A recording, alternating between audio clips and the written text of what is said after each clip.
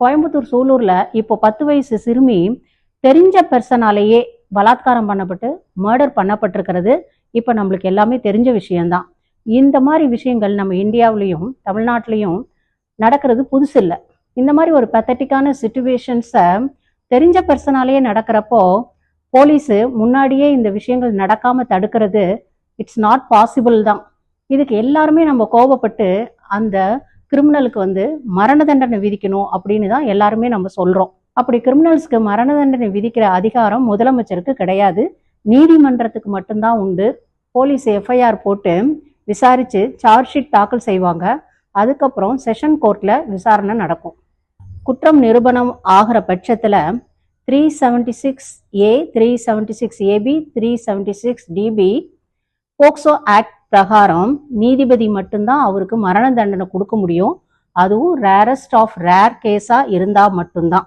Trial court தூக்கு தண்டனை கொடுத்தாலும் ஹை கோர்ட் கன்ஃபார்ம் பண்ணணும்.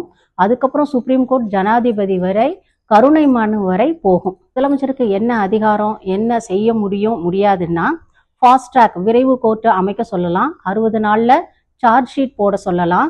தூக்கு தண்டனை டைரக்டா அவரால் கொடுக்கறதுக்கு அதிகாரம் கிடையாது. புது சட்டம் போடலாம். அது சட்டமன்றத்துல மசோதா கொண்டு வந்து ஜனாதிபதி கவர்னர் ஒப்புதலோட புது சட்டம் போடலாம். ஆந்திராவில் டிசா ஆக்ட் மாதிரி. அதுலேயும் நீதிபதியோட தீர்ப்புல தலையிட முடியாது. தூக்கு தண்டனையோட கருணை மனுவை அமைச்சரவை பரிசீலனை பண்ணலாம்.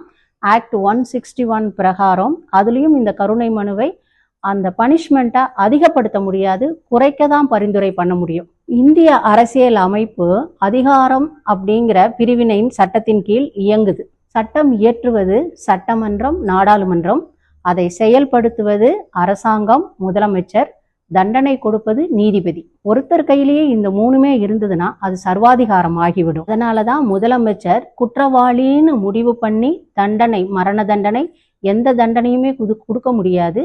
இது நீதிமன்றத்துக்கும் நீதிபதிக்கும் தான் உண்டு. ஸோ குற்றவாளின்னு தீர்ப்பு கொடுத்து அவருக்கு தண்டனை கொடுக்குற அதிகாரம் முதலமைச்சருக்கு கிடையாது.